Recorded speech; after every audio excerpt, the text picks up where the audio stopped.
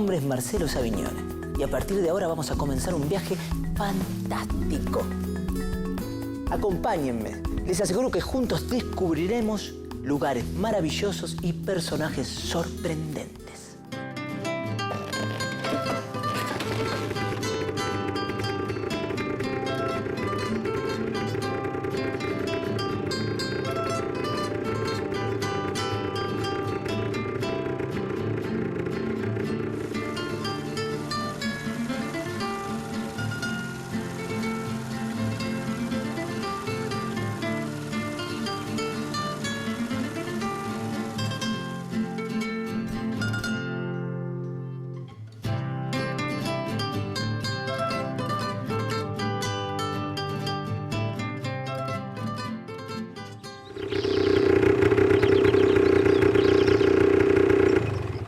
Diario, revista literaria, diario... ¿Revista literaria? ¿Qué es eso? Sí, maestro, esta revista te enseña todo lo que quieres saber sobre la literatura y poesía. Qué bueno, te compro una. Bueno. Esto alcanza, ¿no? Sí, muchas gracias, chao. Diario, revista literaria, diario... Una revista que habla solo de literatura y poesía. En nuestros días existe una gran variedad de revistas especializadas en diversos temas, como en deporte, ciencia, cine y televisión, cocina, salud y las revistas literarias. Claro. O sea que esta revista sirve para conocer a grandes escritores y poetas, que de otra manera pasarían desapercibidos. ¡Claro! El origen de las revistas literarias se sitúa en el romanticismo, una época en que la figura del escritor estaba asociada a la imagen nocturna y bohemia, como un joven empobrecido, quizás enamorado y no correspondido. En ellas, escritores nuevos, poetas y narradores dieron a conocer su voz. El Europeo, revista publicada en Barcelona en 1823, y el Diario Literario y Mercantil, aparecido en Madrid en 1825, son dos de las primeras revistas literarias publicadas en español. En nuestro país, las revistas literarias fueron el primer medio donde se expresaron escritores que llegaron a tener luego trascendencia internacional. El 8 de octubre de 1898 aparece el primer número de Caras y Caretas, que ya se editaba en Montevideo. Supo combinar el humor, la crítica y la seriedad intelectual. La publicación se destacaba por su llamativo diseño, donde abundaban dibujos de gran calidad, caricaturas y publicidades ingeniosas. Por la revista pasaron varios escritores y periodistas significativos. Caras y Caretas se autodefinió como un semanario festivo, literario, artístico y de actualidad. Colaboraron Fray Mocho como su director y escritores como Pairó, Lugones y Horacio Quiroga. ¡Epa! Parece una revista mural. Así es. En 1922 aparece la revista mural Prisma. Su director era Jorge Luis Borges, que junto a un grupo de amigos pegan los únicos 3 números de esta revista de vanguardia en las paredes de las calles céntricas de Buenos Aires. Aparecen allí poemas de poetas que luego serían famosos. Claro. Oliverio Girondo, Eduardo González Lanuza, Nora Lange, Macedonio Fernández y Borges. Claro, por supuesto.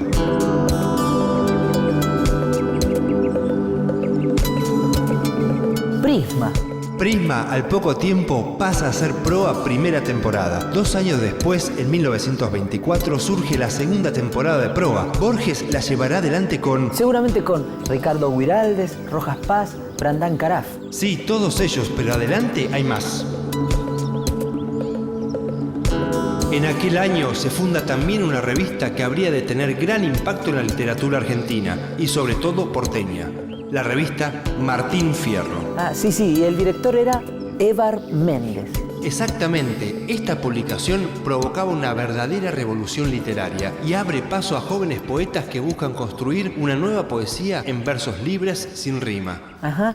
Era José Pedroni, Rega Molina, César Tiempo. Así es, esos autores convivían con la aventura joven desafiante de Oliverio Girondo, Jorge Luis Borges, Macedonio Fernández y Leopoldo Marechal. En estas publicaciones, sus integrantes buscaban actualizar y renovar las letras y las artes. Con el tiempo, este movimiento se transformó en la voz de poetas ya no jóvenes ni desconocidos, sino los más famosos de la literatura de la Argentina. ¡Qué bueno!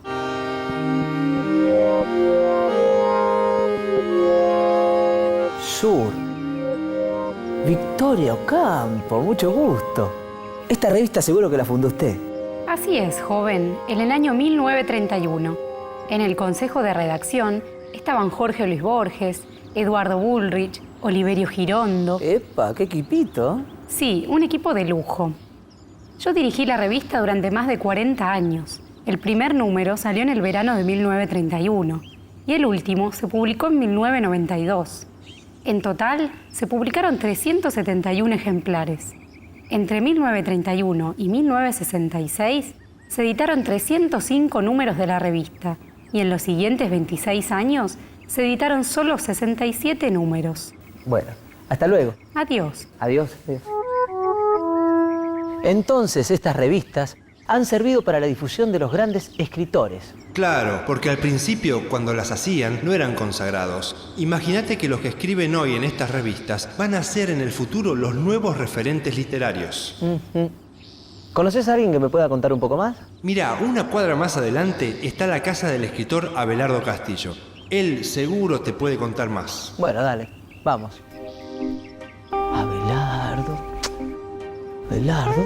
Abelardo. Acá está Abelardo. Vení. Ahí en la ventana. Está leyendo el diario. ¿Dónde está? En la ventana está leyendo. ¿Pero qué va a estar leyendo? Sí, ahí en la ventana. ¿Pero dónde? Viste que te dije. ¿Qué tal, don Abelardo? Hola, ¿qué tal? ¿Le puedo hacer una pregunta? ¿Qué es una revista literaria? Básicamente, en un sentido personal, para mí las revistas literarias fueron mi juventud. Es decir, aquella época entre los 20 y tantos y los 30 y tantos años, donde un escritor empieza lo que suele llamarse enfáticamente su carrera literaria. Y al mismo tiempo fue la revelación personal de que pertenecía, en ese momento no lo sabíamos, lo supimos después, a una generación que fue la que se llamó la generación del 60. Básicamente es un grupo de escritores muy jóvenes que siente o que cree que tiene que decir algo y se reúnen y de modo muy anárquico empiezan a decir las cosas que tienen que decir, a escribir sus cuentos, a escribir sus poemas, a bosquejar lo que serán sus futuras novelas, sin depender de lo que suele ser nefasto para los escritores, que son los suplementos culturales de los diarios o lo que se llama la literatura oficial. ¿Y quiénes participaron? En ese grupo inicial estábamos Humberto Costantini, Arnoldo Lieberman, García Robles y yo. No nos conocía nadie en ese momento. Pero al hacerse conocida la revista por razones un poco misteriosas, empezaron a colaborar con nosotros, escritores, no solo argentinos, sino extranjeros. Entre los escritores argentinos, por ejemplo, Beatriz Guido, Ernesto Sábato, Julio Cortázar, que ya colaboró en El Escarabajo de Oro hasta su muerte, Augusto Roa Bastos, Miguel Ángel Asturias, que luego fue Premio Nobel de Literatura, Juan Goytisolo en España, hombres como Fernández Retamar, el gran poeta e intelectual cubano, vale decir, hombres que nos excedían infinitamente en importancia y que incluso todavía nos exceden en importancia y que son la espalda de la revista, el lomo de la revista. Los que la hacen, vale decir, el lomo físico, era un grupo de gente que iba entre los 20 y los 25 años. ¿A qué público estaba dirigida? Nunca nos planteamos realmente a qué público estaba dirigida la revista. El planteo que yo instalé en el Grillo de Papel y que luego pasó al Escarabajo de Oro era publicar aquellas cosas que nos gustaría leer, aquello que quisiéramos encontrar en algún otro órgano periodístico literario y que no lo encontrábamos. Sin darme cuenta, estaba planteando, en efecto, un lector. Claro. Ese lector, un poco enigmático, que básicamente era yo mismo o nosotros mismos, era un hombre joven de los 60, o sea que esencialmente una revista literaria va dirigida a un público muy joven. ¿Qué pasa hoy con las revistas literarias? Hoy se puede hablar de revistas literarias, sin duda existen algunas son muy interesantes, existe alguna revista literaria por internet y también revistas literarias en papel. Lo que ha cambiado es la posibilidad de la existencia de la revista literaria en los términos que existía en los años 60. Y por una razón muy simple. Es muy difícil sacar hoy una revista literaria porque económicamente las cosas se han obstaculizado tanto que un grupo de gente joven sin medios económicos no tiene acceso a la revista literaria. En nuestra época se juntaban 4 o 5 escritores y sacaban una revista literaria. Bueno, muchísimas gracias, don Abelardo. No lo interrumpo más. Siga leyendo. Gracias. Hasta luego. Gracias. Chao. Hasta luego. La historia de las revistas literarias también tuvo épocas difíciles, como por ejemplo en la década del 50, donde pasaron a ser el blanco de censuras y hasta de persecución.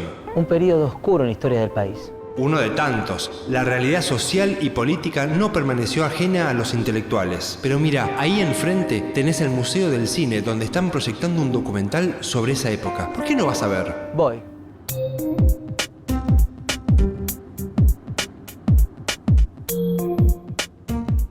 Museo del Cine.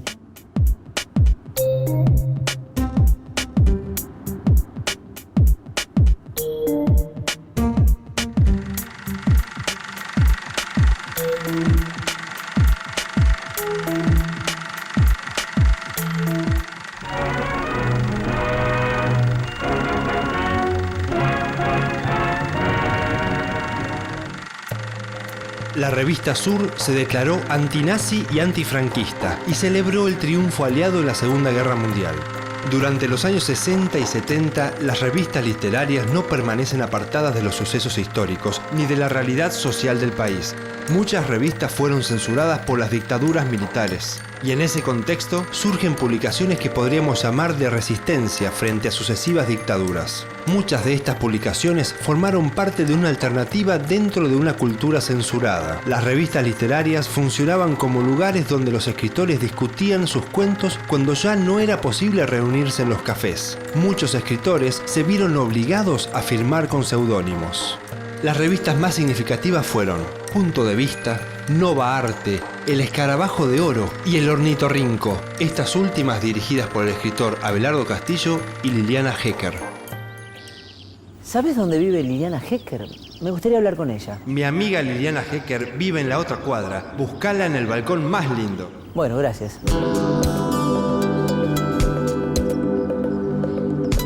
Un balcón lindo, un balcón. Hola, ¿qué tal? ¿Liliana Hecker? Sí, soy yo. ¿Te puedo hacer una pregunta? Sí, cómo no.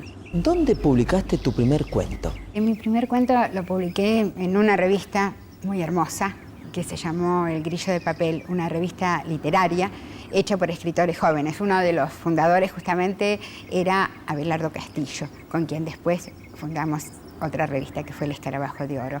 En realidad yo era muy joven, tenía 16 años cuando entré al Grillo, 17 cuando publiqué mi primer cuento, y ahí empecé a trabajar en una revista literaria. Y trabajar significaba trabajar. Hacíamos todo, desde distribuir las revistas en los kioscos, a escribir los editoriales, no cuando tenía 17, pero sí después en El Escarabajo de Oro, a seleccionar material, a publicar a otra gente, a polemizar, a hacer las grillerías, que eran la parte de humor. Es decir, era un trabajo intenso y al mismo tiempo hermosísimo, que disfrutamos mucho.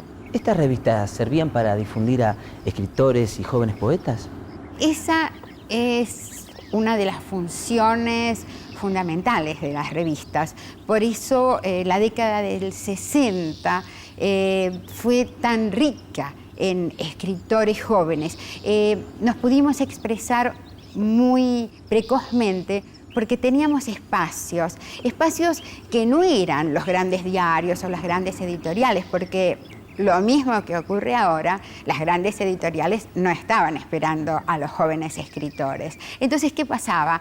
Esos jóvenes escritores creábamos nuestros propios espacios de expresión. Siempre el caldo de cultivo para las distintas generaciones fueron las revistas literarias. Por eso creo que son tan importantes. ¿Qué pasó con esta revista en la época de la dictadura? Seguimos sacando una revista, pero te cuento. El Escarabajo de Oro dejó de salir a mediados del 74 Dejó de salir por, sobre todo, motivos económicos. La agarró el primer golpe de hiperinflación, que fue el Rodrigazo, y ya no pudimos seguir manteniendo la revista, que siempre se mantuvo sola, siempre se mantuvo con la venta, sin auspiciantes, por eso fue tan libre, tan independiente. Y a fines del 77, en plena dictadura militar, cuando la muerte nos rodeaba, pero además en lo cultural, nuestro país parecía y era un páramo, decidimos sacar otra revista literaria. La llamamos El Ornitorrinco, porque justamente era un bicho raro. Pero se hizo muy necesaria. Hubo un cambio, porque nosotros cuando sacábamos El Escarabajo lo distribuíamos y nos sentábamos en el Café La Paz a ver a los lectores.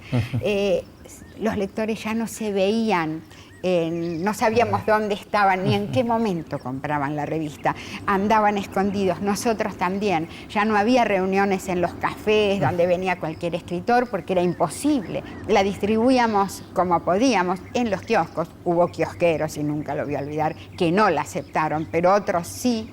Y la revista siguió saliendo y siguió dando testimonio de lo que quería. Hablamos de los derechos humanos, hablamos de escritores como Sartre, publicamos, me acuerdo, un cuento de Dino Buzzati que se llamaba Están prohibidas las montañas, que era estremecedor en esa época. Yo tuve una polémica con Cortázar acerca del exilio y la literatura y lo que se podía hacer en el país, la manera de resistir culturalmente. Era un modo de resistir a la muerte, de luchar contra la muerte, de decirles a los militares que nos gobernaban que no nos podían lavar la cabeza y que íbamos a seguir resistiendo y sacando revistas y escribiendo libros y haciendo teatro. Era importante realmente hacer cosas, sacar revistas, existir de alguna manera. Y te hago una última pregunta. ¿Qué pasa hoy con las revistas literarias? Es más difícil, creo que es más difícil sacar una revista literaria, posiblemente haya más trabas económicas. Claro. De cualquier manera, siempre fue difícil y siempre fue un trabajo. Hay que poner pasión, pero yo creo que las revistas literarias siguen siendo hoy muy necesarias. Y incluso hay medios alternativos como Internet. Claro. Igual yo sigo creyendo en las revistas de papel, ¿no? El papel es un objeto muy querido, pero de cualquier manera, que salgan donde los jóvenes los pueden leer. Yo creo que sigue siendo necesario que existan y que existan en todo el país, porque no son solo las revistas que salen en Buenos Aires, en todo el país están saliendo, a lo mejor revistas muy pequeñas, con pequeño tiraje, pero donde se van expresando los grupos de jóvenes, de modo que es muy, muy importante que sigan existiendo, y de hecho siguen existiendo, que tengan fuerza realmente. Claro. Bueno, muchas gracias. Vos te vas, bueno, toma, te regalo este libro para que puedas leer en el camino. Bueno, muchas gracias. Tanto hablar de revistas, de leer, me agarré unas ganas y justo me regaló. Bueno, muchas gracias. Bárbaro. Hasta luego. Chau, Liliana. Chau. Este libro me lo voy a guardar para leer en casa. Crisis. A mediados de los años 70 aparece la revista Crisis, fundada y dirigida por Federico Vogelius, con la colaboración de Eduardo Galeano, Julia Constenla y Juan Gelman. En su momento llegó a vender 35.000 ejemplares. ¿Y cuál era la particularidad de esta revista?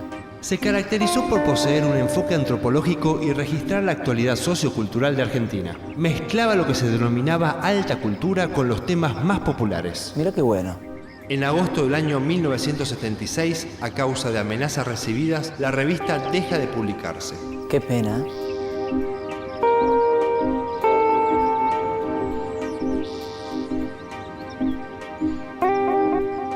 Amaru. En ese mismo año surge la revista literaria Amaru, por iniciativa de un grupo de escritores que no encontraban un canal de expresión. En sus páginas se encuentra información sobre actividades literarias, notas y reportajes a personalidades de la cultura, concursos y comentarios sobre otros medios de comunicación.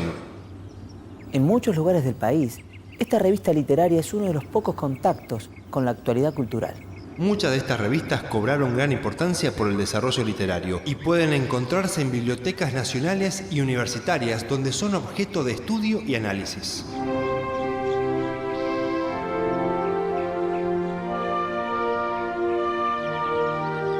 Babel, Martín Caparrós, Jorge Dorio. Martín Caparrós. Sí, casi siempre, sí. Justamente estábamos hablando de las revistas literarias. Ah, mira, qué casualidad. Yo dirigí junto con Jorge Dorio una revista literaria entre el 1988 y el 91. Se llamaba Babel. Babel. ¿Nos podemos sentar a charlar un poco? Porque estoy muy cansado, tengo los pies hinchados de tanto caminar. ¿Ah, sí? Sí, puede ser, por allá hay un banco. Sí, no hay problema, no hay problema. Ay, estoy tan cansado, menos mal que aceptó sentarse. ¿Y me seguís contando acerca de Babel? ¿Qué temática tocaba? Bueno, Babel era una revista de libros, eso es lo que decía el subtítulo. Y se trataba básicamente de criticar, comentar, pensar sobre los libros que circulaban en ese momento. Cada mes hablábamos de 50, 60 libros y además había una serie de artículos sobre literatura y demás. Era la revista como de un grupo de escritores que en ese entonces éramos bastante jovencitos y que teníamos una idea de que la literatura no tenía que subordinarse al mercado y que no había que publicar lo que supuestamente se vendiera bien, sino ser un poco más coherente con uno mismo y tratar de publicar lo que uno pensara que era importante. Dijiste grupo, ¿quiénes formaban ese grupo? Mira, el núcleo duro ahí eran Alan Pauls, Daniel Gebel, Luis Chitarroni, Sergio Vizio, Sergio Cheifek, todos ellos novelistas ahora con varios libros publicados. Pues los directores éramos Jorge Dorio y yo, el jefe de redacción era Guillermo Saavedra, un poeta, y después alrededor había un grupo más extenso, pero Claro. el núcleo era ese. Ah, ok. Y tengo una pregunta. ¿Qué pasa en la actualidad con las revistas literarias? Hay muy poco, viste que prácticamente no se ven, si uno va a un kiosco no están, no aparecen. Yo creo que por un lado está el tema de que justamente los suplementos culturales de los diarios de los que hablábamos ocuparon últimamente tanto espacio que le sacaron un poco de espacio a las revistas literarias. Pero por otro lado hay otra cosa como más de fondo, me parece, que es que no hay, no sé si ya no habrá más, pero por lo menos en este momento, grupos de jóvenes que se constituyan así como grupos literarios y que por lo tanto tengan la intención de sacar revistas literarias. Hay sí revistas de poesía, por ejemplo, porque bueno, como la poesía supuestamente está un poco como desterrada de la circulación masiva, entonces se juntan, lo hacen y demás. Pero esta idea de un grupo de jóvenes escritores o que quieren ser escritores, sacando una revista para decir pensamos esto, somos así, queremos tal cosa, no está en circulación en estos últimos tiempos, me parece. ¿Y por qué se terminó la revista? No, bueno, se terminó porque era un caos. 1990, 91, era la época de la hiperinflación, no había economía que resistiera y tuvimos que cerrarla. Pero después yo creo que siguió existiendo de otras maneras, todos nosotros seguimos escribiendo, hay gente que la lee ahora en facultades o en cosas así para tratar de entender cómo era esa época y que escribe sobre ella. Yo creo que no se acabó del todo, el hecho de que estemos hablando vos y yo ahora de eso, debería probarlo, ¿no? Claro. Bueno, me sigo viaje, ¿eh? Chao, Martín. Chao. Hasta luego. ¿Sabés que hoy las revistas literarias tienen formatos más modernos, como la revista electrónica que se distribuye por Internet? ¿Revista electrónica por internet? Claro, son idénticas en el contenido, lo que se modifica es su modo de difusión. Por ejemplo, La máquina del tiempo. ¿Por qué no te fijas en aquel locutorio que hay en Internet?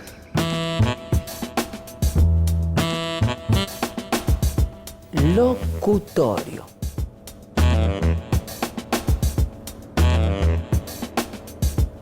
La máquina del tiempo. La máquina del tiempo es una publicación electrónica que se especializa en literatura. En esta revista virtual se pueden encontrar novedades, poemas, recomendaciones, crítica literaria, voces de escritores y entrevistas. El lector además puede suscribirse en forma gratuita al servicio de novedades literarias. Pero no es la única. Además, hay otras revistas que tienen características particulares, como la revista La Trastienda, una revista donde cualquier persona que desee puede participar enviando sus textos, o en Alfalibros, revista que se publica en la región de Cuyo, donde se ofrece poesía, narrativa y otros géneros, así como libros completos en formato digital y tiene su propia galería de arte. En cambio, Imaginaria se especializa en información sobre literatura y análisis de textos para jóvenes y chicos. Además, publica noticias del medio e incluye bases de concursos literarios. Desde diferentes puntos de nuestro país pueden encontrarse en el ciberespacio publicaciones de revistas. Solo hay que saber buscarlas. Además de las revistas electrónicas, existen otros modos de difusión. Si seguís por esta calle, vas a encontrar la redacción de la revista Juguetes Rabiosos. Juguetes Rabiosos. Vamos. Juguetes Rabiosos.